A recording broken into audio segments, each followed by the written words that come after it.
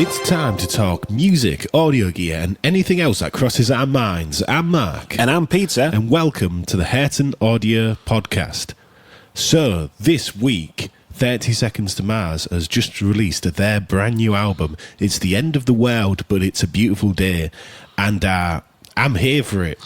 We like it. This is like the sound that you always look for with some of these bands that a lot of people don't seem to deliver, and this is sort of like perfect. Like, it has enough of a bunch of stuff to just be really, really interesting. What they've done really, really well is they're occupying, I would say, a pop rock space more than a rock or emo space. Like, I think 30 Seconds to Mars, when they started, they were more of an emo band. They've definitely transitioned into a pop/pop rock space, but it's a space where people don't dare do it. Like, one of the best albums I can think of is Evolve by Imagine Dragons, where they just did The Thing, like the stadium pop rock thing, and everybody's like, yeah, it's a bit cliche, but then you look and you go, well, why the hell did it sell like hotcakes, and why is it everywhere?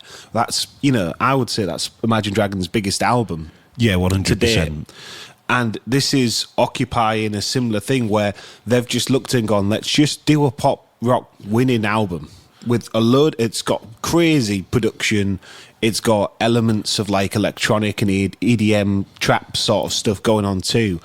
But because the heart of it is these songs that would, to be honest, work in any genre, they can sort of move around and make something that sounds really new and fresh. And I think I was saying when we first listened to this to Mark that because everybody's gone a really, really obvious rock approach, as in, let's just smash like pop punk guitars and pop punk drums on everything. Let's just do some toms, snares, and then like say power chords, smashing power chords. Because everybody at the moment in 2023 is doing that. This album comes out, it sounds like they've sort of done this album mostly like in 2020 or 21 or earlier.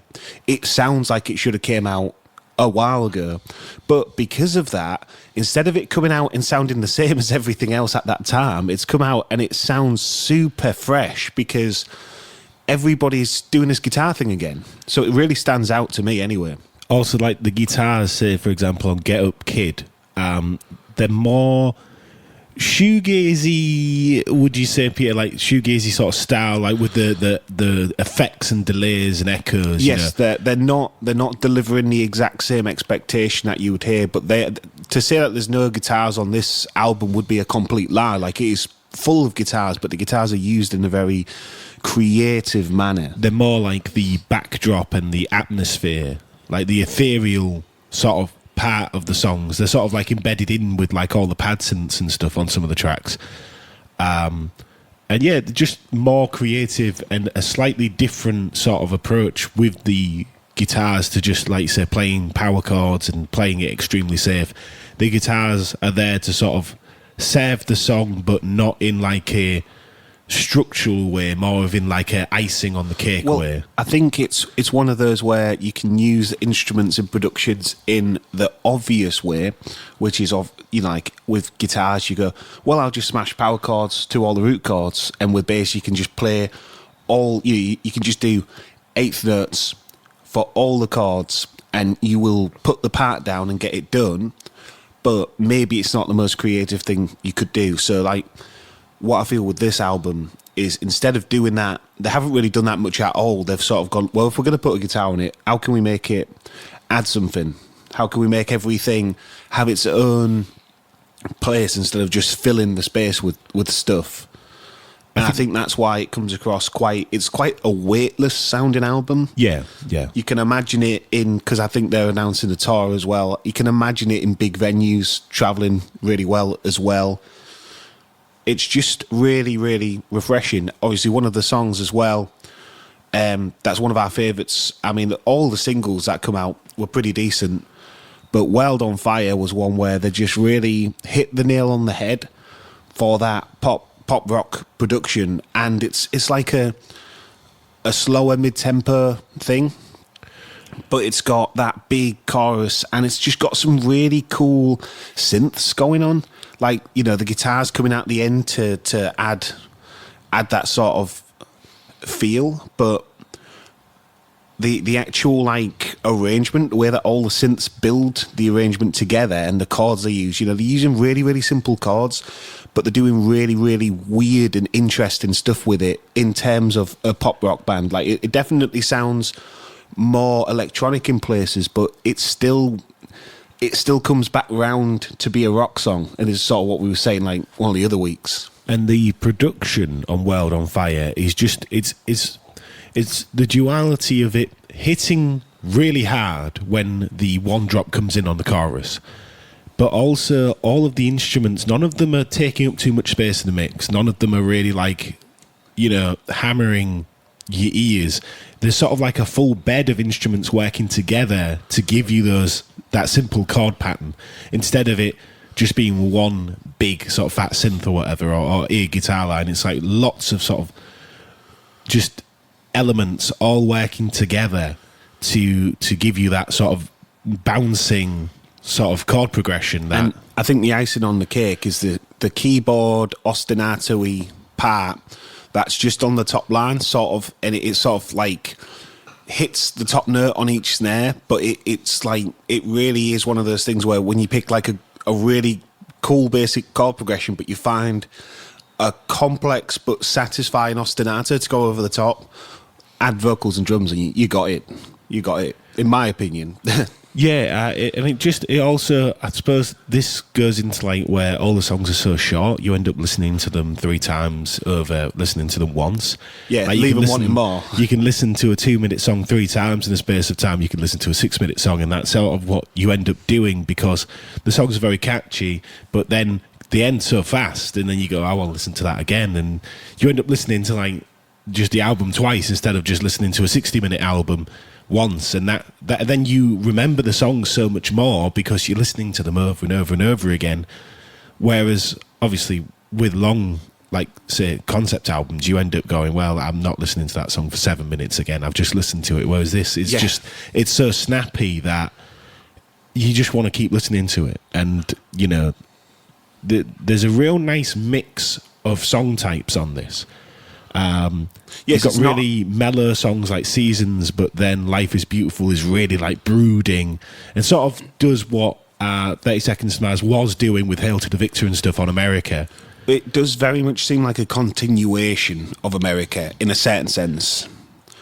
And I thought that the last song on the album, Avalanche, was like a very 30 Seconds to Mars thing to do as well. So I think if you're an old fan, like one of the OGs for 30 Seconds to Mars, Avalanche would probably be the best song for you to listen to on the album. But as you say, like Seasons and Life is Beautiful and Get Up Kid, definitely, I think Stuck I'm less partial to because it's just been played so much. I still really like it. I think it's a good song, but that's the one that was out first, so that's the one you're most accustomed to. But they've gone for something that's, you know, it would be very easy to sit back and listen to it and say, oh, well, that's like very safe. But like we say sometimes, nobody does the thing that's safe and the thing that works. And it's not safe because if it was safe, everybody would do it. But everybody always goes real edgy because I feel like that is somehow safer than just doing a good, well-written, like stadium pop rock album. I think the problem is that certain cliches and certain genres are frowned upon more, particularly critically. Like obviously anybody who does like catchy songs that have that double barrel chorus sing along, you know, for the crowds at the venues, critics like, well, that's safe, isn't it? You know, like that's the sort of comments that Evolve got. People said Walking the Wire was safe critically. Obviously fans love it and the charts loved it because fans bought it, but critically people say, well, it's safe, they're just doing like 80s rock sing-along choruses, and that's the reason why people try and do these really edgy, really atonal singles to say, well, we're doing something interesting. And that's why you see a lot of bands, they don't want to just do like let's do 1564 in the key of this and then just write a catchy top line on it, because obviously everybody points at them and goes boring, you know, particularly critically, and they want people to say this is interesting, but like I say, a lot of people don't do it. But then when you hear it done well, and they sort of add a lot of interesting layers of production instead of just, say, playing it on acoustic guitar. Like, you could have played most of these songs on 3 or 4 chords. And it would have been great songs. And it would have worked, but they're far more interesting, particularly if you're, like, production-minded, like, say, we are, when you hear all this stuff going on, and it's just mixed to perfection, and there's so much interesting, like, ear candy just to sit and listen to. You hear different things every time you listen to the songs, and that's what's really nice about it. Yeah, and they've had a lot of, from what I've seen, information is quite scarce. It says nothing in the book for the CD. But from what I've seen on the Spotify credits, and that's been reflected on Wikipedia, they've got some very well-known co-writers and collaborators. So I believe World on Fire has a lot of Ed Sheeran in it, like songwriting wise, and I believe the acoustic guitar, but that's just gut instinct, which makes a lot of sense, because World on Fire, when you listen to it, you can sort of hear Ed Sheeran in it, and Ed Sheeran does a lot of this where he writes for people, or writes with people, which is just a really interesting thing, because it's not a pairing I would have expected. Yeah, and the thing is like, I think it's always difficult, because when you read that somebody's like been involved in a song, and then you go, well, let me imagine, say, like Ed Sheeran singing Wild on Fire. You can sort of hear it because it's something that he would do. Yeah. But obviously, what Ed Sheeran wouldn't do is a lot of the production that you have. Yes, he tends to be more minimal anyway, even when he does do the production on his songs. The vocal melody, you can very much imagine Ed Sheeran doing. But the way they've approached the full mix is just not what he would typically do. Obviously, he has some very interesting production in some of his solo music as well, and like on the collaborations project. But yes. Like that's not what he's stereotypically known for. Yes. You think acoustic guitar. But I'd say even on the collaborations one, when I think of songs like Beautiful People, it's even if the production's there, it does tend to be more minimal, because I feel like Ed operates in that minimalism thing, because he's had to, and he has done his full career. So I don't feel like, I mean, send me them if I'm wrong, but I don't feel like Ed has like massive Bohemian Rhapsody-esque like productions, because it even when he has like electronic elements going on, it is more minimal. But like we said, though, it's a really good and interesting pairing with 30 Seconds to Mars, and Life is Beautiful is co-written as well by Imagine Dragons' Dan Reynolds, which makes a lot of sense when I read that, because Life is Beautiful is very much, I mean, I thought it sounded like Shinedown when I first listened to it. Yeah, I would agree with that. But it does also have like that Imagine Dragons-y, but definitely production-wise, because of the impacts and the swells and like the drums. The drums yes. hit very hard, and it's very percussive, and that's obviously what Imagine Dragons is very good at delivering, is that percussive backbone that's, you know, almost tribal in a way, but yeah. it hits hard, and there's a lot of like percussive drums combined with very sub bass that really carries the song.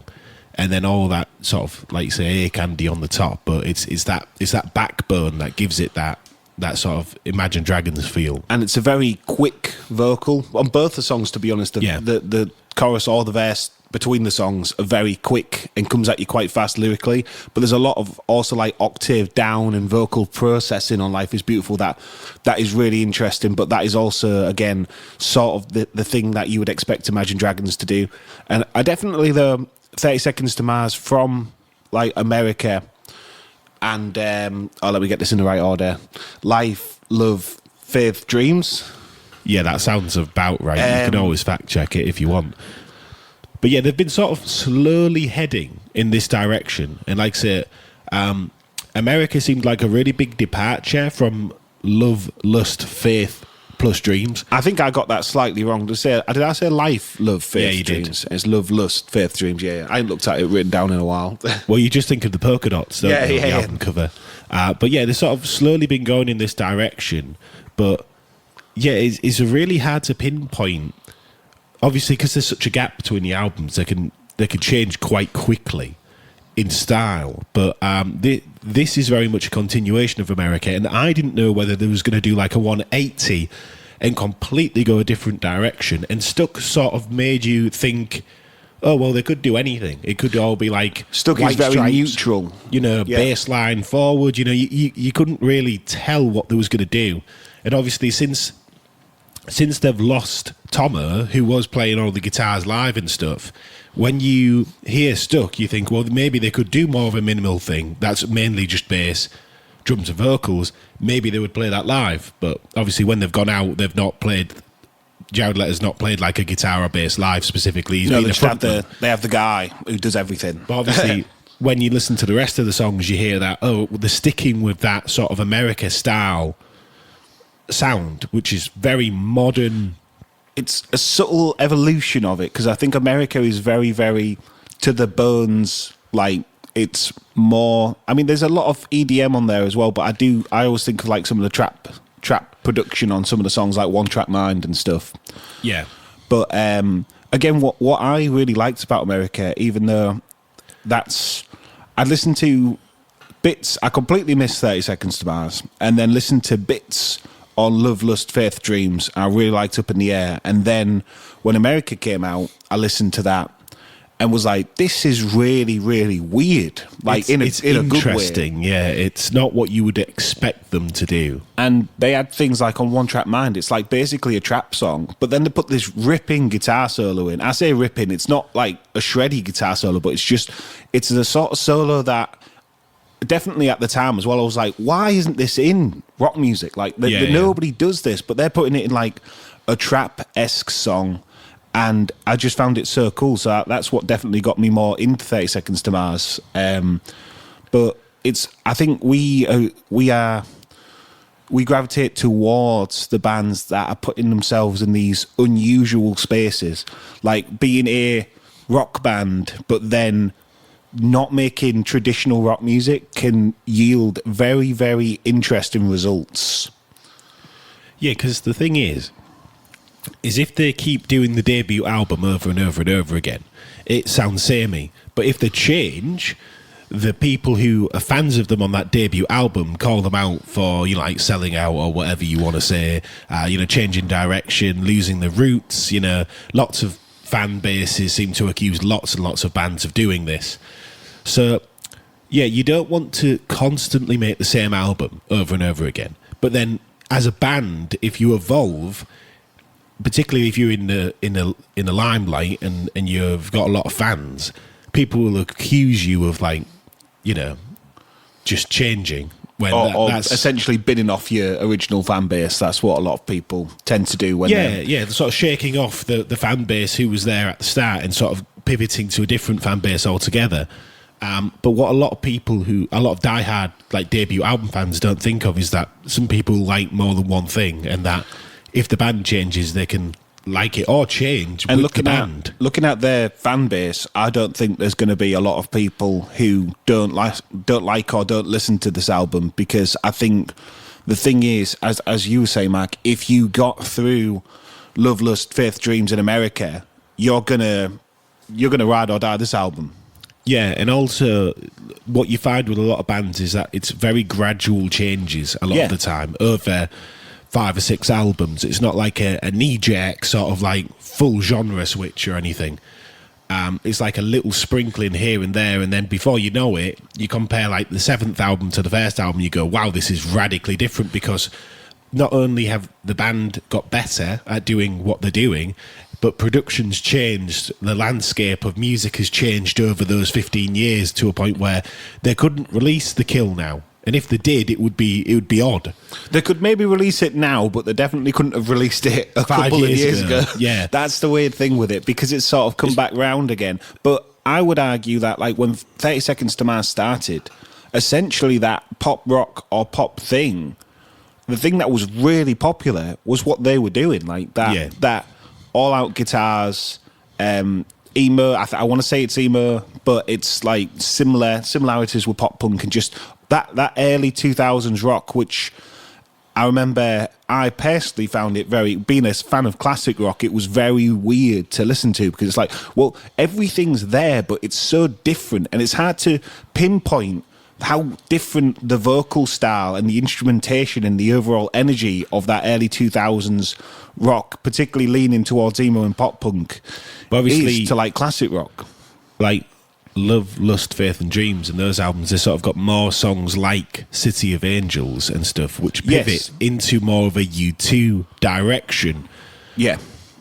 In like that arena rock sort of feel. They're definitely and they sort of peeled back that sort of emo delivery and made it more into an arena rock sort of thing, particularly on the singles. So this is why I talk about gradual changes, you know, because it can be not even just necessarily the songs and the composition, but also the style of the band, what's popular fashion-wise, you know, and that all feeds into it with bands like at the top sort of popular level. Also, it's a bit like, as Def Leppard has said on their like many documentaries, when you start playing arenas and stadiums, it is often, you know, you can't just play, I mean, you can play like thrash metal in there, but it doesn't sound necessarily great acoustically. Yeah. So a lot of them do, if they get like really big, they will pivot towards this more cliche stadium sound because it literally does work in the venues they're playing. Yeah, because it gives, like, say, use City of Angels as an example. The crowd can sing along with the words. There's weightless areas and dense areas so that people can anticipate parts of the song. It's not the same all the way through. And that's what works in these bigger venues. And it has space for the actual echo and reverberation of the room. And it suits the echo and reverberation of the room. You know, that's another part of it too. I think that's why the songs work so well sometimes when they do. And it's hard to break down exactly how that stadium sound works, but the overall basis of it is things aren't too fast and things aren't too melodically like nasty, or like you're not using like loads and loads of atonal elements or notes that easily clash, because the idea is you've got this massive stadium decay.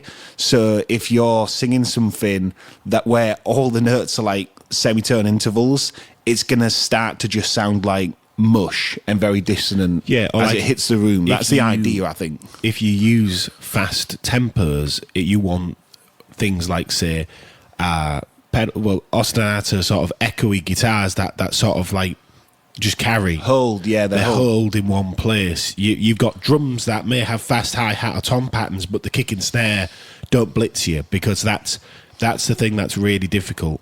And this is like where, say you're doing blast beats, it just turns to mush. Like if you're in a venue and you're doing constant double kick drums and the sub is slightly too long decay-wise, well, it just starts to blend into one note. As we've seen live, when we've gone to see bands, you know, you end up losing all the definition because you're not in a studio environment, and then you can't hear it. Like when you're in the audience, they could be doing it and you just can't hear it because of the speakers. It means everything, like for the band, they might mean really well, and they might think, wow, they're going to be really impressed by this, but sometimes you can do, like you say, a really complicated drum fill, or when they do these ripping guitar solos, and you're like, I just can't hear it. You can hear that they're doing something, but you can't intelligently sort of hear the notes themselves, like the individual notes. You just hear, and that's like all you hear. You just hear it like on the high, like on the 12th fret or whatever. Yeah, because venues are not the kindest thing for sound. I think that's why people like being able to design a song in the studio and control the way everything decays and the presence of things, because I think when you get into bigger venues, especially as an audience member, sometimes you're like, I know this song and I know I've been looking forward to it, but the way it hits the venue is like, wow, that's a little bit underwhelming, or you have to actually fill in the gaps in your head. And it's not the band's fault, it's not the engineer's fault. I think it's literally just physics. Yeah, well, obviously to broadcast some of because mixes have got so tight. Yeah. And sort of focused, you could never recreate this live. Even when people bring in all the backing tracks and they have it all done and they're just filling like two parts of a studio record, just the record being played out the PA, it does so much damage to the fidelity. It does. Of like a production. It's hard to describe unless you just. I mean, there's a reason why when you watch a film and they emulate a song coming out speakers or in a giant venue or something, you like if they're in like some sort of. They just take the top end off. They take the top end off and everything's just coated in reverb. And a lot of the time, all you can hear is just deafeningly loud kick and like sub bass. Yeah. And then everything else is like a washed out blare, like, because they're doing it to the extreme when they do it on film because they're trying to really make you feel like you're sat in the audience or in like the lobby waiting to see the gig or whoever it is. But there's a reason why it sounds like garbage, and that's because, you know, it is echoey and it is bassy in there because that's just, you know, that's how it is.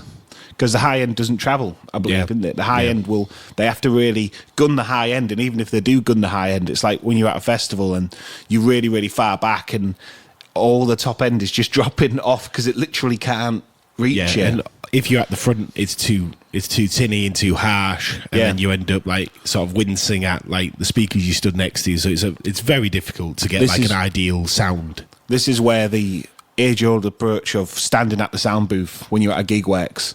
Yeah, or you like. I'd be very, very interested to see how well a silent disco gig would go if everybody had like studio headphones on or whatever, or headphones of their choice, and you just connected it and listened to the PA feed in your headphones at the volume. Because a lot of the time it's the blown out volume as well, which doesn't help. I think if you did that, but they also had like obviously like they normally do mics to catch the audience slightly. Yeah, that would bring the atmosphere back into your mix as well. Yeah. And then, God, that would be really interesting to see. I'd be interested to see the difference of the same band doing the same set, like as an experiment, typically through the PA, and then with everybody wearing headphones and a silent disco form factor. See, the thing is, they wouldn't need to worry about a curfew, but the problem is that even if the band were technically silent to neighbours of the venue, the crowd just having that many people there just makes a noise anyway. It does, but I feel like if you stand outside of a venue, no matter how loud the crowd is, I feel like you will hear the song over the crowd. Oh, yeah. You know, like with the spill, because they're putting the song out so loud to get past all that crowd and everything. And it normally just shoots straight out the top, you know, like if it's like an open top arena. Yeah. They just shoot straight out the top, doesn't it? And then everybody across the road can hear what's going on. But I don't feel like the crowd travels that much. But I think that would be interesting. I think there would be slight trying to think about how to articulate this, atmospheric differences. Like if everybody had headphones on, it might be a little bit less easy to connect with the audience. You might feel like if you're in the audience, you don't want to sing as loud if people have their headphones quieter than you, because you'll just be like shouting at the back of somebody's head and they're just listening to it leisurely in front. Yeah, that's true. A lot of people like to sing thinking that they can't be heard, and if you sing loud enough, you will be heard by the 9 people around you. Yeah. It's a fact. It's loud, but it's not that loud. They can't disguise you. If you're absolutely belting it, then you will be. Yeah. If somebody takes a video and you're belting it, they will be hearing you, not the band sometimes. Yeah.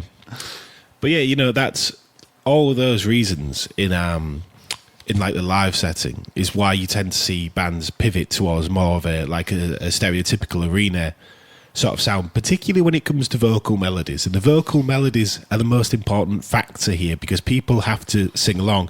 But when I think about Life is Beautiful, I think, well, it's going to be hard to sing along to that. And this is like the argument as well, where you've got like the Pour Some Sugar on Me, sing along, drums are slow and simple to work in an arena. But then, of course, you've got to remember there's a lot of genres that don't cater to that at all, that are still very popular, that's still going in arenas. Most genres that include rapping, I mean, rapping by nature is fast. Even if Ed Sheeran's doing it, it still works in an arena. What is rapping by nature, Mark? Dry. Well, it is very dry, I suppose. So there's that trade, I think. Yeah. Because the rapping's so dry, the only reverb, I imagine there's no reverb on them, and they just use the room reverb. That's what I would have thought. But yes, I do agree that it's not saying that you cannot play fast music in the venues, but I would say that if you have a couple of songs spread through your set that are tailor-made for stadiums, your audience will probably go home happier than if you just played wall-to-wall songs that are nothing to do with it, if you know what I mean. Oh, yeah. And that's why you end up with such a variety. That's like Seasons is hitting that like acousticy sort of thing that you would expect them to do stripped down in the middle of the venue as opposed to on the main stage. I could imagine that, yeah. You know, you say Shannon turns up with his little drum pad and then they have an acoustic guitar player and Jared Leto stood together. That's what that song is for, basically. That moment at a gig. And that's the important thing with set lists is you've got to try and cover every element. And some of them are very good at it. Some of them, I don't want to say nobody's not good at it. I don't want to say anybody's not good at it because I think every band knows what they're doing to a certain extent. Otherwise, they wouldn't be playing biggish or even smallish venues. Well, the thing is, just to get to a venue the size enough to have a second mini stage on the catwalk, you need to be big enough to understand how live music works and how to interact with the audience.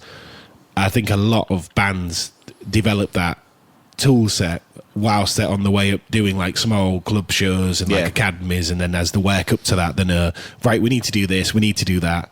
I also think like they will have a lot of bands, if they're not confident, will have people say, right, well, I'm the production stage manager, you need to do this, you need to do that.